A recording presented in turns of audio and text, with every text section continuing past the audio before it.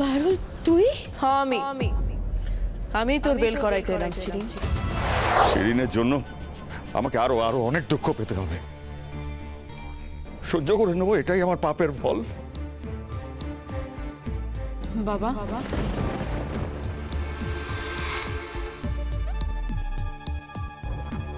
পারুল আয় আয়, এসো এসো রায়। রায়ান, তোমাকে দেখে যে কি শান্তি হচ্ছে আমার। আমার মেয়েটার জন্য তোমার এরকম দুর্ভোগ গেল। আমায় ক্ষমা করো। I am so sorry. তুমি কেন সরি বলছো বাবা? এ তো তোমার একার ব্যর্থতা নয়, এটা তো আমারও ব্যর্থতা বটে।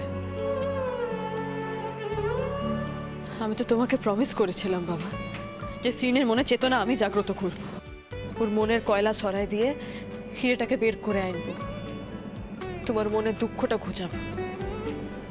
তোমার বিটি হিসেবে, সিরিনের দিদি হিসেবে আমি নিজের কর্তব্য পালন করব, কিন্তু আমি তো এই কর্তব্যটা পালন করতে পারলাম না বাবা। আমি কি করবো বলো তো বাবা? সিরিন তো আমার স্বামী মানে রায়ান বসুর সম্মান নিয়ে টানাটানি শুরু করেছিল। কি করতাম আমি বলো? বাবা আর স্বামীর মধ্যে আমাকে বাধ্য হয়ে স্বামীকেই চুজ করে দিতে হলো। আমি এই কর্তব্যটা পালন করতে পারলাম না বাবা। I am sorry, I am so sorry. ক্ষমা করো বাবা, আই এম রিয়েলি সরি। চল পারুল, চল মানে কোথায় যাবে?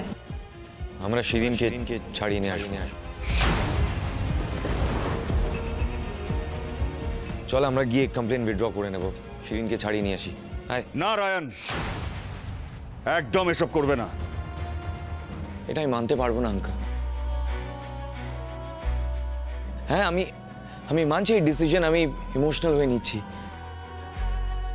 বাট এই ইমোশনটা না, it's not for Shirin, it's for her.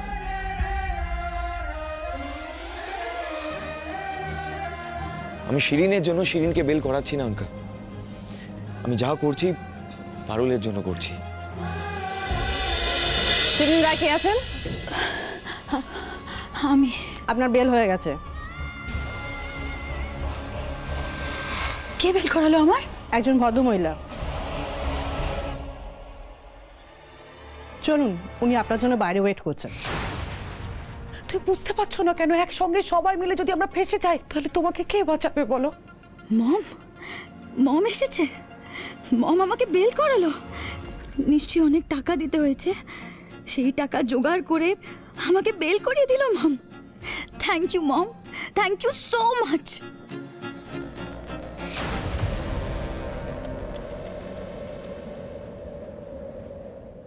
মম তুমি এসেছো?